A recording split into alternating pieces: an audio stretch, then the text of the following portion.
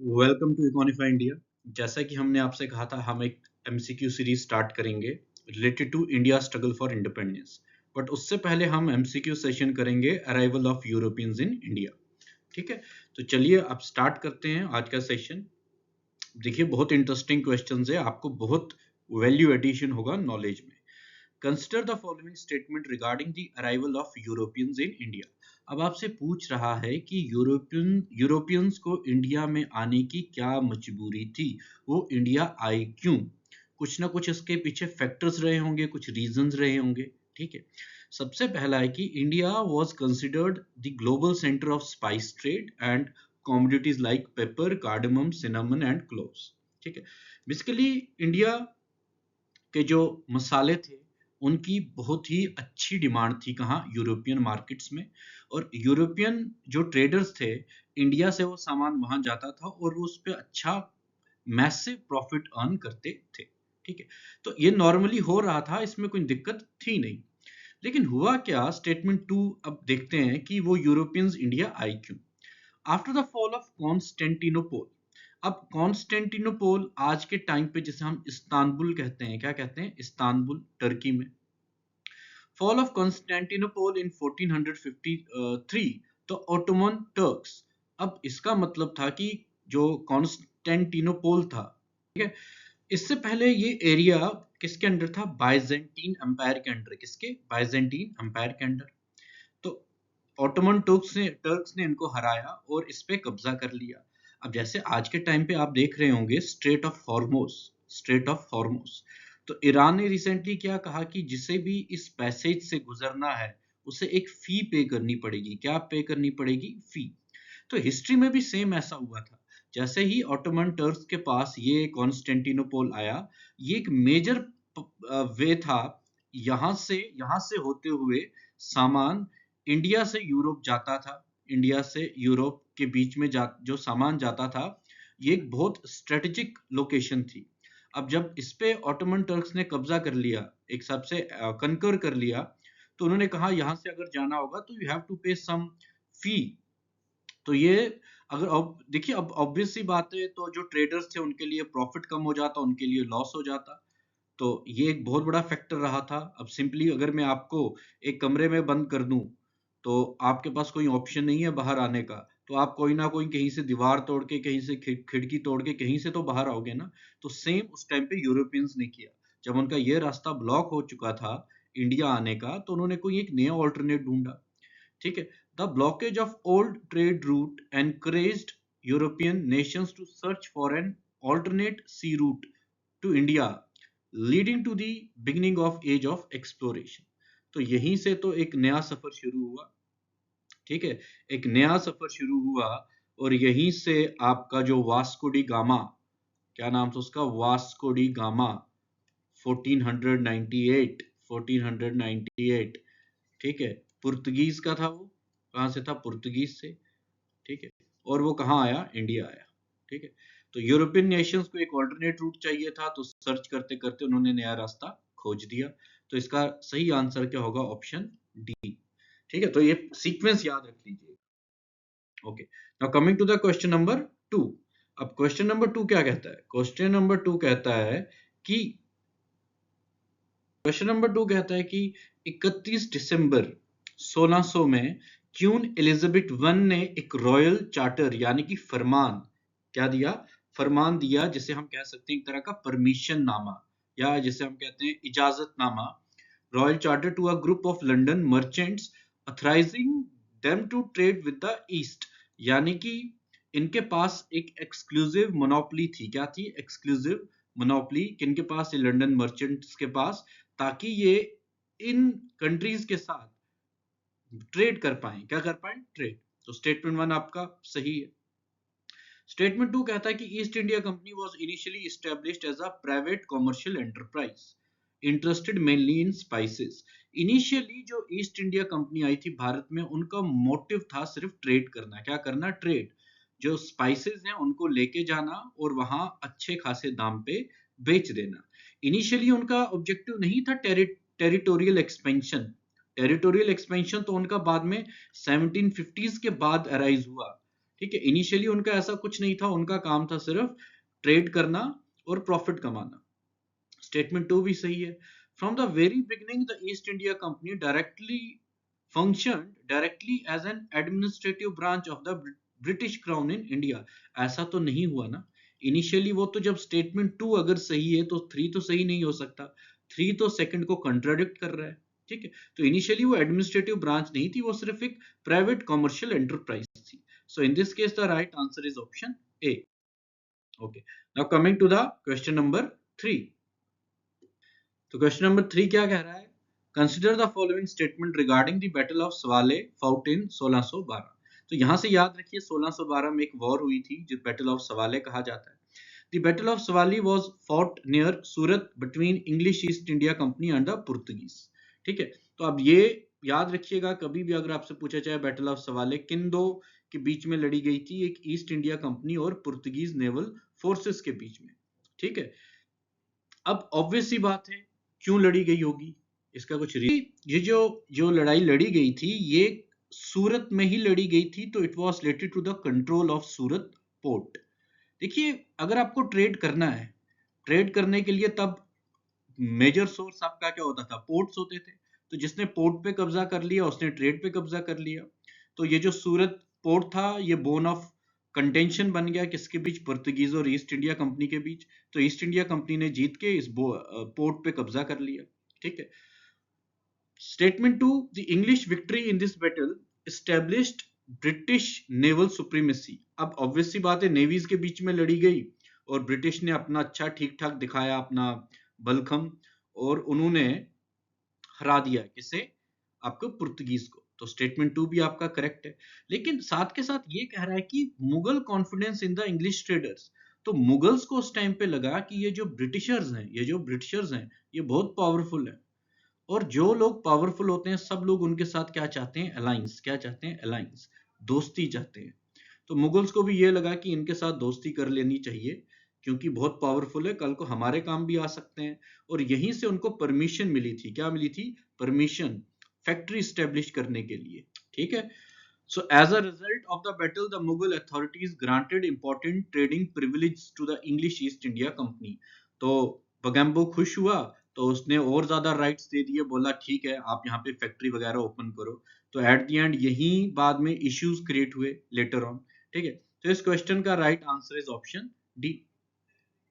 देखिए, आपको स्पेसिफिकली याद क्या रखना है? बैटल ऑफ सवाले किन के बीच में लड़ी गई थी, कब लड़ी गई थी, ठीक है, क्यों लड़ी गई थी? Related to the control of Surat port.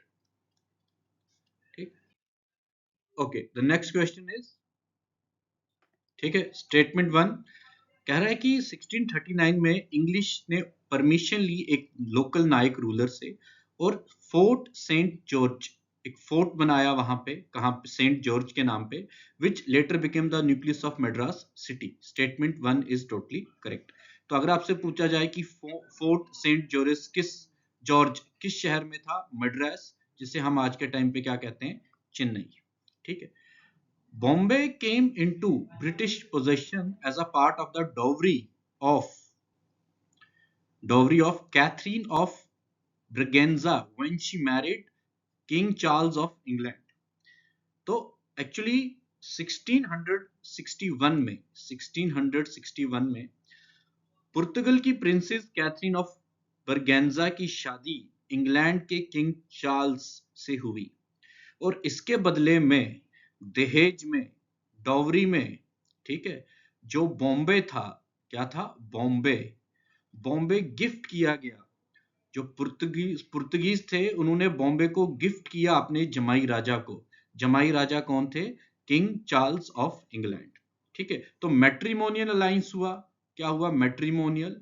ठीक है, और उन्होंने अपनी बेटी को शहर ही दे दिया दहेज में।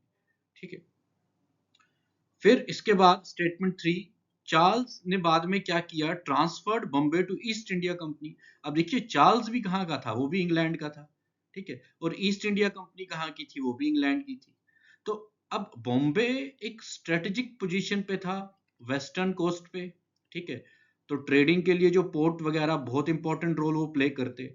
तो किंग चार्ल्स ने क्या किया? ईस्ट इंडिया कंपनी को दहेज में दिया गया शहर रेंट पे दे दिया। किस पे दे दिया? रेंट पे। और उनसे कहा साल का मेरे को 10 पाउंड एनुअल रेंट, बदले में 10 पाउंड क्या देना है? Annual rent. तो उन्होंने ये ट्रांसफर कर दिया किसे? ईस्ट इंडिया कंपनी को। अल्टीमेटली ईस्ट इंडिया कंपनी भी उन्हीं की थी, देखा जाए डायरेक्टली इनडायरेक्टली।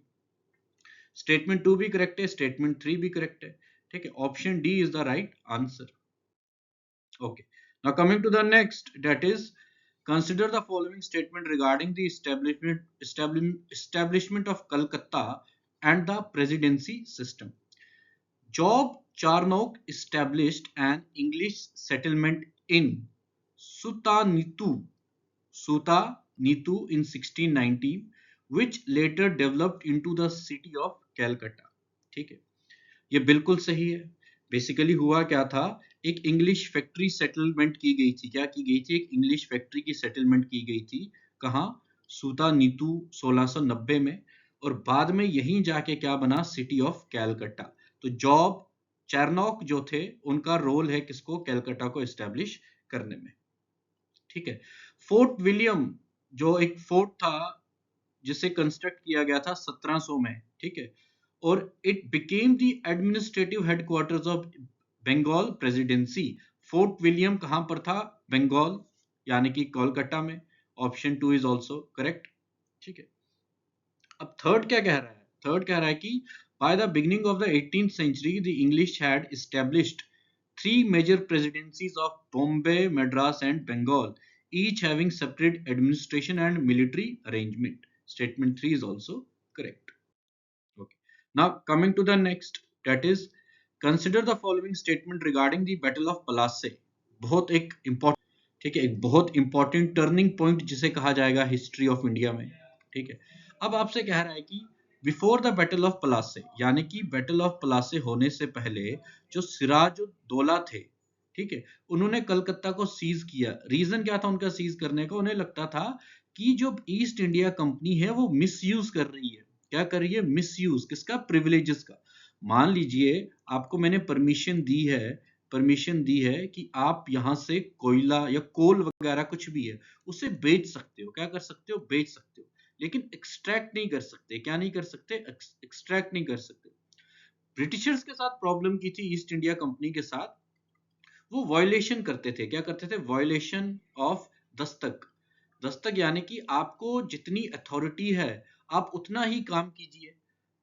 तो वो बेसिकली क्या करते थे, जितना उनको अथॉरिटी गिवन थी उससे ज्यादा उस मिसयूज ऑफ अथॉरिटी। क्या करते थे? Misuse of authority. ठीक है, तो स्टेटमेंट 1 इज करेक्ट। तो ब्रिटिशर्स का जो था उस टाइम पे रॉबर्ट क्लाइव, उसने क्या किया? मीर जाफर को, सिंपल सी बात है, देखिए हर एक इंसान की एस्पिरेशंस होती हैं। क्या होती हैं? एस्पिरेशंस।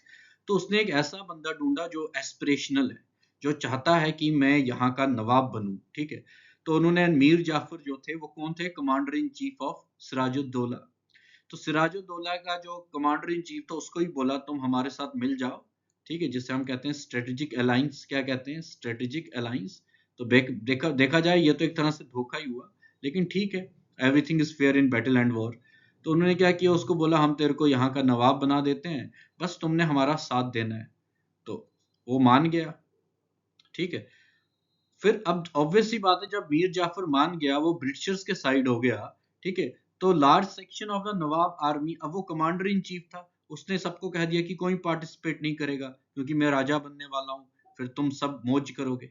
ठीक है, तो बाकी जितने कमांडर थे, जितने भी आर्मी मैन थे, उन्होंने बोला ठीक है, पार्टिसिपेट ही नहीं करना। तो स्टेटमेंट 3 इज ऑल्सो करेक्ट। एक तरह से धोखा दिया किसने? मीर जाफर ने, बिट्रेल जिसे हम कहेंगे। ठीक है, बाद में इसको भी कौन सा उन्होंने खाने दिया आराम से। ठीक है, सो the right answer is option D. तो यहां से याद रखिए बैटल ऑफ प्लासे 1757 में हुई थी। रॉबर्ट क्लाइव याद रखिए। ठीक है, और सिराजुद्दौला याद रखिए। सिराजुद्दौला का कमांडर इन चीफ था कौन? मीर जाफर। तो ये कुछ नाम याद रखिएगा। Okay, coming to the next. ठीक है, तो स्टेटमेंट 1 क्या कह रहा है कि battle of Plassey mark the beginning of British political supremacy. तो बैटल ऑफ प्लासे के बाद देखोगे, उससे पहले अगर आप देखो बैटल ऑफ प्लासे से पहले, ठीक है, उनका तो सिंपली एक ही ऑब्जेक्टिव था, क्या? ट्रेड करते रहना। लेकिन जब उन्हें ट्रेड करने में दिक्कतें आने लगी, दिक्कत इन द सेंस की प्रिविलेज, लोकल रूलर कोऑपरेट नहीं करते थे, ठीक है, उनके ऊपर रिस्ट्रिक्शंस लगाते थे। अब वो कहते थे यार इनका कुछ करना पड़ेगा, ठीक है, तो उन्होंने बोला बेटर है आपसे हम ही स्टार्ट कर देते हैं, क्या एक तरह से वी शुड रूल देम। तो यहीं से उनकी एस्पिरेशन स्टार्ट हुई, जिसे कहा जाता है ब्रिटिश पॉलिटिकल सुप्रीमेसी, ठीक है। वो ट्रेडिंग बॉडी से वो क्या बन गया, पॉलिटिकल पावर। अब वो रूल्स बनाने लग गया, पॉलिसीज बनाने लग गया, वही डिसाइड करता था कि क्या सही है क्या गलत है। Statement one is correct. अब Mir Jafar was installed as a nawab of Bengal. तो ये मैं आपको पहले ही बता चुका हूँ, मीर जाफर का जो कॉन्फिडेंस जीता ही इस वजह से था कि तुम्हें नवाब बनाएंगे, कहाँ का, बंगाल का। Historians often describe Battle of Plassey more as a political conspiracy and betrayal than as a decisive military confrontation. Simple ही है, option D is the right answer. ठीक, okay. Now the next question, that is battle of Buxar. दो battle बहुत significant है भारत के इतिहास में, एक battle of Plassey, ठीक है, अराइवल ऑफ यूरोपियंस को लेके, battle of Plassey, battle of Buxar. अब ये बैटल ऑफ बक्सर जो है ये बिहार में हुई थी, ठीक है। कब हुई थी, 1764 में। The battle of Buxar was fought between East India Company and the combined forces of Mir Qasim, Shuja-ud-Daula and Mughal emperor Shah Alam, ठीक है। तो बेसिकली तीन कंबाइंड फोर्सेस थी यहाँ से, मीर कासिम की, सुजादुद्दौला की और मुगल एम्परर शाह आलम की। ये स्टेटमेंट बिल्कुल सही है। इन तीनों ने मिल के लड़ा था किसके खिलाफ, आपके ब्रिटिशर्स के खिलाफ, ठीक है। Unlike the Battle of Plassey, Battle of Buxar was considered a major military confrontation in which the East India Company achieved a decisive battlefield victory. अब इस स्टेटमेंट का क्या मतलब, देखिए बैटल ऑफ पलासे में ब्रिटिशर्स पे एक एलिगेशन और था भी कि उन्होंने एक ट्रिचरियस वे में धोखा करके जो सुजादुद्दौला था उसको हराया था, यही था ना। लेकिन यहाँ पे उन्होंने कोई ऐसा अलायंस नहीं किया, किसी को लालच नहीं दी तुम्हें राजा बनाएंगे, तुम्हें ये करेंगे। उन्होंने लड़ा, अपनी सुप्रीमेसी दिखाई और ये लड़ाई जीती। तो बैटल ऑफ बक्सर उन्होंने जीती थी अपने दम पे। द विक्ट्री, अब आपसे कोई पूछे कि बैटल ऑफ पलासे और बैटल ऑफ बक्सर में क्या डिफरेंस है, बैटल ऑफ पलासे जो है वो धोखे से जीती थी, बैटल ऑफ बक्सर प्रॉपरली लड़के जीती थी, ठीक है। Then the victory at Buxar strengthen the company's political position and paved the way for acquiring revenue rights in eastern India, जिसे हम क्या कहते हैं, दीवानी, दीवानी राइट्स, ठीक है।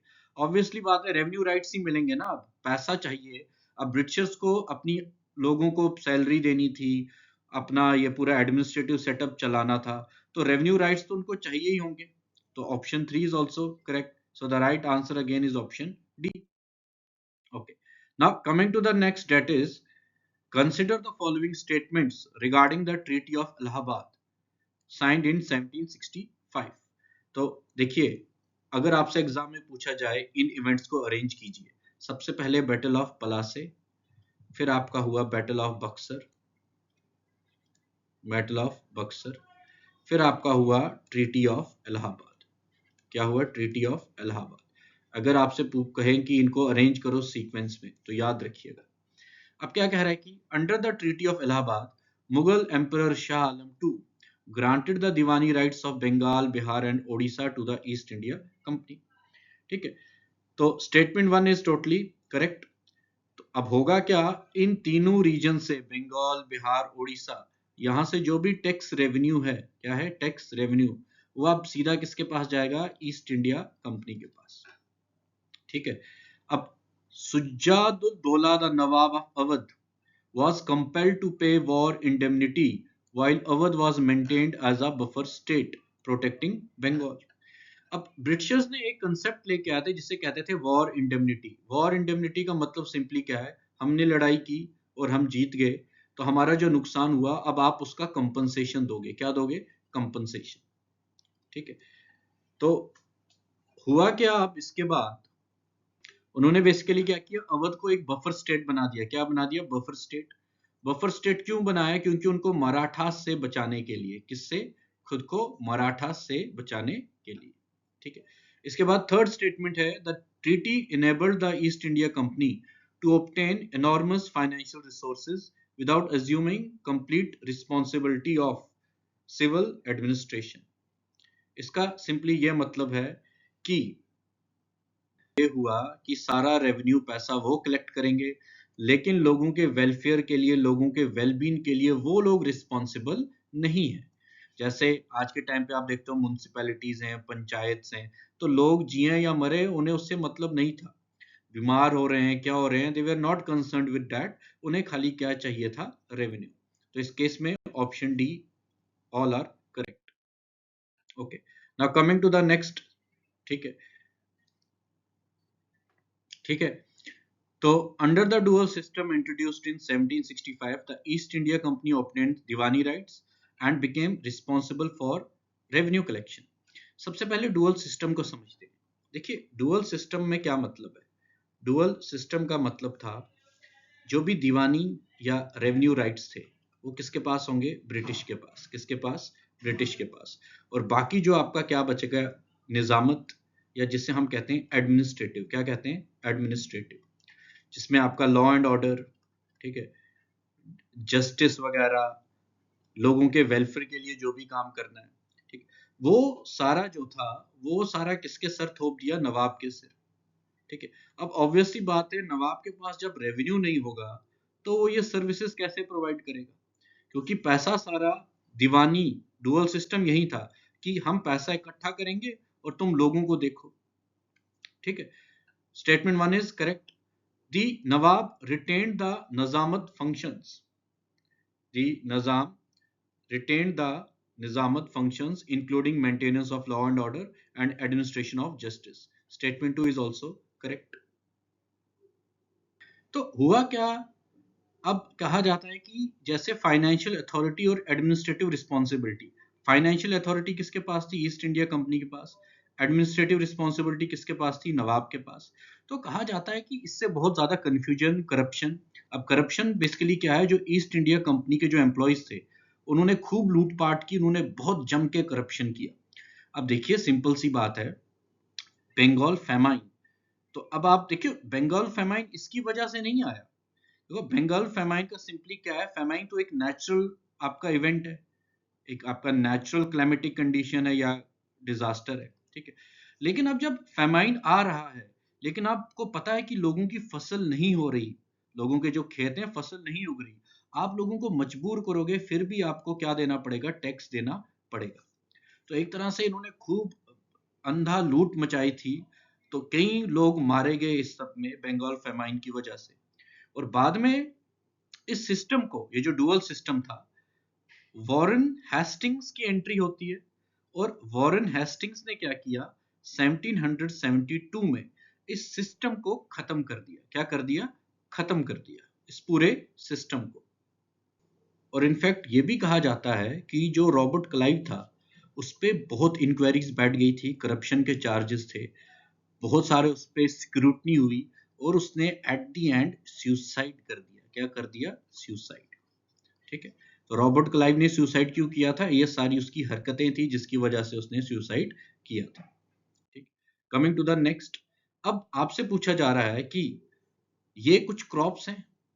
ठीक है, आपसे देखिए जब भी क्रॉप्स की बात आएगी ना इंडिया में, majority of the crops are were introduced by Portuguese, were introduced by Portuguese. अब आपसे पूछ रहा है कि ये क्रॉप्स हैं, tobacco, potato, tomato and cashew nut, right. तो आपसे पूछ रहा है, आप बताइए कि इनमें से कितनी ऐसी क्रॉप्स हैं जो पुर्तगीज ने इंडिया में इंट्रोड्यूस की हैं, तंबाकू, आलू, टमाटर या काजू। तो इसका राइट आंसर है option 4। All 4 of them were introduced by Portuguese. एक अच्छी, तीन अच्छी चीजें हैं और एक खराब चीज। Okay, now which of the following pairs is correctly matched.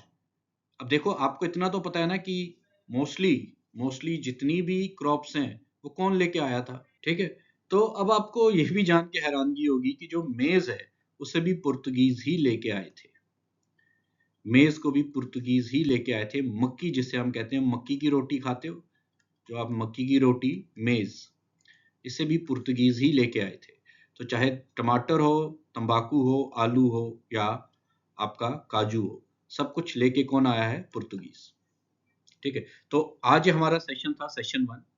तो बेसिकली जो हमारा टॉपिक था that was related to arrival of Europeans. अब इसी से रिलेटेड हम देखेंगे अराइवल ऑफ यूरोपियंस से रिलेटेड कुछ इंपॉर्टेंट डेवलपमेंट्स। क्या देखेंगे? Important developments. ठीक है, तो हम ये जो लेक्चर सीरीज है जिसका एक्चुअल नाम है इंडिया स्ट्रगल फॉर इंडिपेंडेंस, इसमें हम 100 से ज्यादा एमसीक्यूज प्रैक्टिस करेंगे। इनफैक्ट 100 से ज्यादा। इसमें हम स्पेसिफिकली लीडर्स के बारे में पढ़ेंगे, ठीक है, मेल फीमेल लीडर्स के बारे में, इंपॉर्टेंट इवेंट्स के बारे में पढ़ेंगे, रिवॉल्ट ऑफ 1857 के बारे में पढ़ेंगे, कॉन्स्टिट्यूशनल डेवलपमेंट्स के बारे में पढ़ेंगे। तो बहुत एक इंटरेस्टिंग और इंफॉर्मेटिव सीरीज होगी। तो वैसे ही आप लोग सपोर्ट कीजिए जैसे आप करते हैं। चैनल को लाइक शेयर और सब्सक्राइब कीजिए। बाकी डरने की कोई जरूरत नहीं है, इकोनिफाई इंडिया आपके साथ है। Till then take care.